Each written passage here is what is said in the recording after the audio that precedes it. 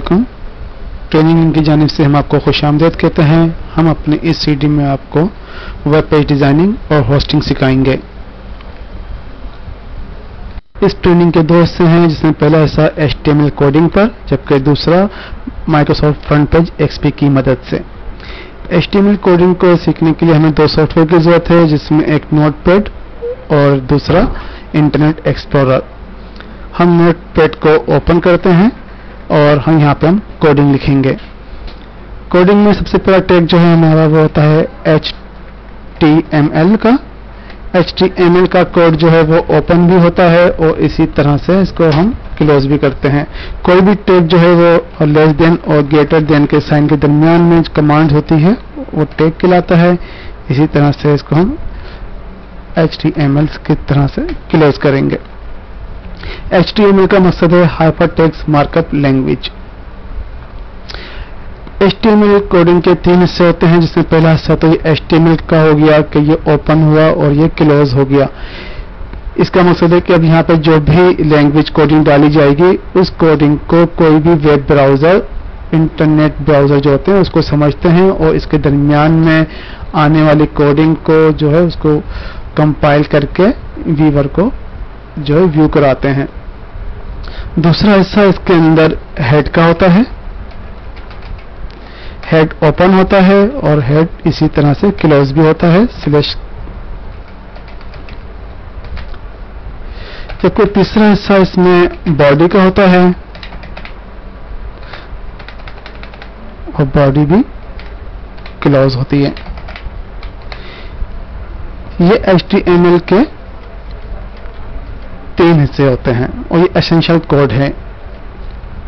इनमें रहते हुए काम होता है। ये किस तरह काम करते हैं इसको मैंने पहले बताया आपको कि HTML कोड जो है ये किसी ब्राउजर के अंदर जो है आपको समझता है HTML को कि कोडिंग आ गई है, इसको मैंने कंपाइल करके आगे देना है। हेड के दरमियान जो होते हैं वो किस तरह काम करते हैं और बॉडी के दरमियान जो टैग आते हैं वो किस तरह काम करते हैं। उसके लिए हम एक वेब पेज को व्यू कर लेते हैं। इसमें एक वेब पेज हमारे पास है, लाइक ये यहाँ पर एक वेब पेज है बना हुआ। इसके अंदर HTML, ये जो इंटरनेट एक्सप्लोरर का ब्राउजर हमने ओपन किया है, HTML को समझते हुए उसकी कोडिंग को क्लियर करता है।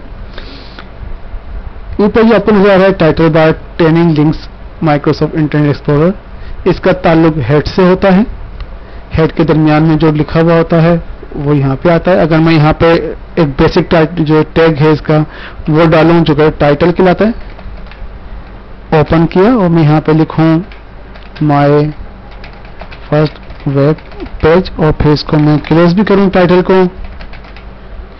तो अब जब मैं इस पेज को सेव करूंगा एज HTML तो ये लिखा हुआ है माय फर्स्ट वेब पेज, वो यहाँ अपीयर होगा आपके ब्राउजर पे या नेटस्केप पे या इंटरनेट एक्सप्लोरर पे यहाँ अपीयर होगा।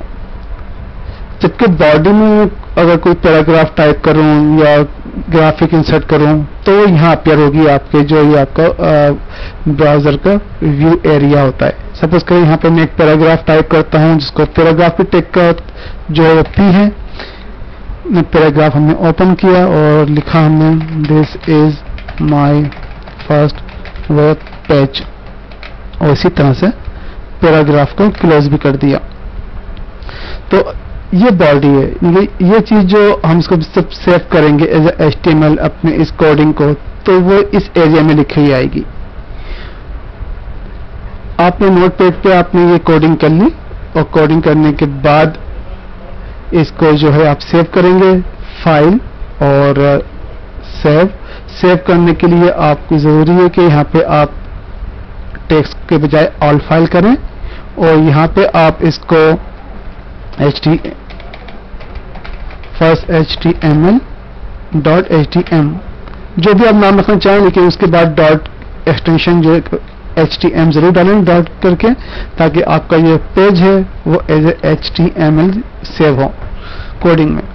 ये एरिया जो कहाँ भी अपने पेज को सेव करना चाहते हैं तो फिलहाल अपने इस पेज को अपने डेस्कटॉप पे ही सेव कर लेते हैं और इसको हम सेव कर देते हैं यहाँ पे और फाइल को यहाँ से हम क्लोज और इसको भी क्लोज कर देते हैं। हमारे पास यहाँ पे देखेंगे पेज आ गया है यहाँ पे। यहाँ पे मौजूद है फर्स्ट HTML के नाम से। इसको आप डबल क्लिक करें।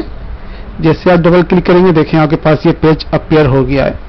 ब्राउजर ने इसको पढ़ लिया, समझ लिया आपकी कोडिंग को, यहाँ पे इसमें यहाँ पे अपीयर हो गया है। और यहाँ पे माय फर्स्ट वेब पेज जो कि हमारा टाइटल था वो यहाँ पे टाइटल बार में आ गया है, जबकि हमारा जो टेक्स्ट था जो हमने लिखा था बॉडी में this is my first web page वो हमें यहाँ पे वर्किंग एरिया में नजर आ रहा है। अगर आप यहीं पे रहते हुए नोटपैड को दोबारा ओपन करना चाहते हैं तो आप व्यू करेंगे यहाँ पे, और व्यू करने के बाद सोर्स को जो है क्लिक कर दें तो आपका नोटपैड जो था वो दोबारा से कोडिंग के साथ अपीयर हो जाएगा। ये देखें। अब हम यहाँ पे एक पैराग्राफ और इंसर्ट करते हैं P और यहाँ पे लिखते हैं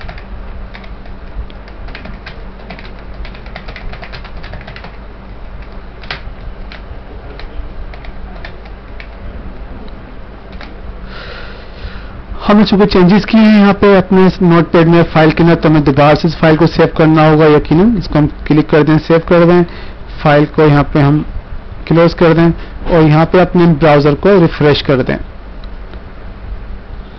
जैसे हमने रिफ्रेश किया आपने देखा कि यहाँ पे अब 2 लाइन अपीयर्स हो गई हैं। तो ये हमारे इस तरह से हम अपने काम को करते हैं और नोटपैड में जाके कोडिंग को इन्हेंस करते जाएंगे जैसे जैसे उसका इफेक्ट आपको यहाँ पे नजर आता जाएगा। अभी आप देख रहे हैं कि यहाँ पे आपका जो पेज है वो यहाँ पर सिर्फ 2 लाइन लिखी हुई हैं, 2 दरमियान जो 2 लाइन के दरमियान गैप भी काफी है। जब कुछ तरह से आपने देखा होगा वर्ड में या बुक में लिखा हुआ होता है तो वो लाइन बाय लाइन नीचे चलता हुआ चला आता है।